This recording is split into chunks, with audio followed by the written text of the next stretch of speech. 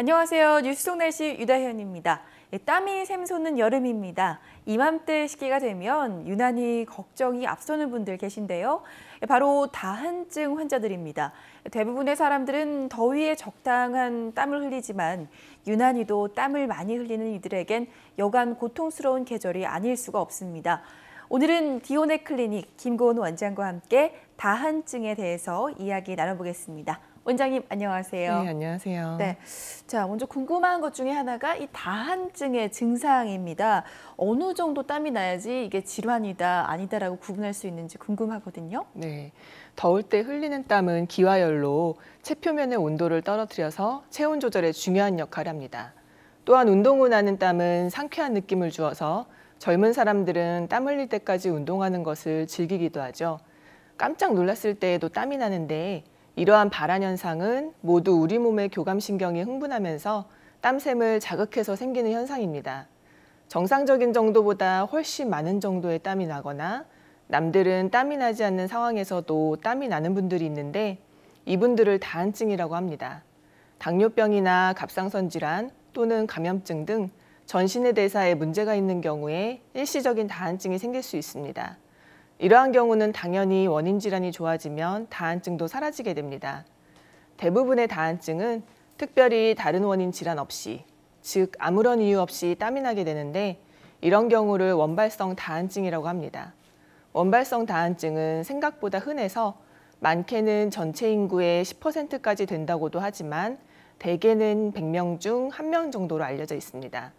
다한증 자가진단법은 다음 6가지의 항목 중에 2가지 이상이 해당되면 다한증이라고 의심해 볼 수 있는데요.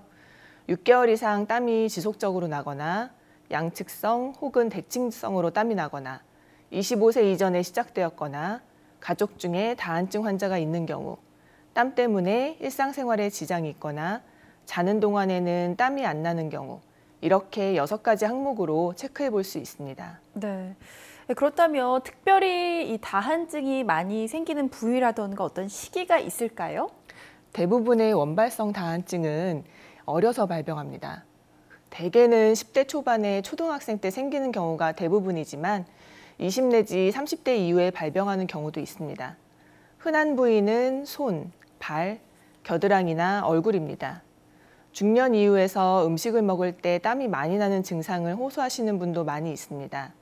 맵거나 시고 단맛 등을 먹을 때 심하고 특히 인중을 포함한 입과 코 주위나 두피에 흔히 발생합니다. 이것을 미각 다한증이라고 부르는데 음식을 먹는 상상만으로도 땀이 나기도 합니다. 이러한 다한증은 우리 몸의 특정 부위에서 땀이 나는 현상으로 국소성 다한증이라고도 부릅니다. 이와 달리 얼굴부터 몸통과 다리 등 전신에서 땀이 많이 나는 경우는 전신성 다한증이라고 분류합니다. 이런 전신성 다한증은 국소성 다한증에 비해서 불편을 느끼는 정도가 심하지 않고 주변의 온도가 높거나 질병 상황에 의한 것일 경우를 먼저 고려하셔야 합니다. 네, 다한증을 또 앓고 계신 분들 중에서는 혹시나 또 냄새가 나지는 않을까 이런 우려하시는 분들도 많은데 겨드랑이 부분에 만약에 다한증이 생기게 된다면 이런 환자의 경우 액취증도 같이 동반을 하게 되나요? 다한증은 말 그대로 손과 발, 겨드랑이 등 일반적인 땀을 만들어내는 에크린 땀샘이 분포한 곳에 과도하게 땀이 흘러서 일상생활에 지장을 주는 증상으로 자율신경계 이상 현상으로 볼 수 있습니다. 원인은 특별하게 존재하지 않지만 정신적인 긴장 상태에서 보다 심해지는 경향이 있고 액취증 환자의 50 내지 60%에서 다한증 증상이 나타나는 특징을 보입니다. 액취증은 아포크린 땀샘에서 분비되는 분비물이 피부 표면의 세균에 의해 분해되면서 악취를 유발하는 증상을 뜻합니다. 보통 사춘기의 증세가 나타나기 시작하는데 자연적으로 치유되지 않기 때문에 증상이 확인되면 이른 시일 내에 치료받는 것이 컴플렉스로부터 빨리 탈출할 수 있는 방법입니다. 네. 앞서 긴장을 하는 게 다한증과 연관이 있다고 하셨는데요. 어떤 연관성이 있는 건가요?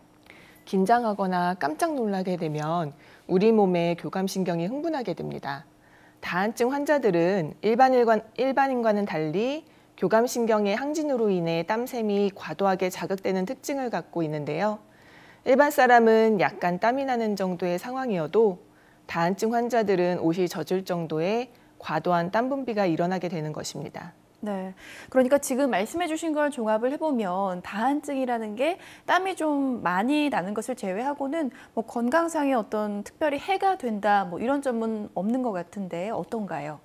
대부분의 다한증은 특정 원인 없이 땀이 국소적으로 많이 나는 원발성 다한증인 경우가 많은데요. 갑상선 질환이나 암 또는 감염 등의 증상으로 2차적으로 다한증이 발생하는 경우도 있기 때문에 전신적으로 땀이 많이 난다거나 갑자기 다한증 증상이 발생했다면 병원에서 진료를 받아보셔야 합니다. 그리고 원발성 다한증이어도 일상생활에 불편할 정도로 땀이 많이 나거나 냄새가 심할 경우 대인관계 기피증이나 우울증 등의 정서적인 문제점이 생길 수 있어서 치료를 받으시는 것이 좋습니다. 네, 또 요즘 다한증 치료가 다양해졌기 때문에 굳이 수술을 하지 않아도 고칠 수 있는 방법들이 있다고 하거든요. 네. 원장님은 지금 어떤 식으로 치료를 하고 계신지 또 소개를 해주세요. 치료 방법에 대해서도. 일반적으로 다한증을 치료하는 방법은 약물 치료, 교감신경 절제술, 땀샘 지방 흡입술, 보톡스 시술, 이온 영동 치료, 바르는 연고 치료, 레이저 시술 등의 여러 가지 방법이 있지만 대표적인 치료 시술로는 교감신경을 차단하는 수술 방법, 보톡스를 이용한 방법, 이온 영동 치료 방법으로 크게 3가지로 볼 수 있습니다. 최근에 가장 각광받는 다한증 치료법은 보톡스 요법입니다. 실제로 많은 분들이 시술 받으셔서 저도 봄에서 여름 사이에 많이 하는 시술이기도 한데요.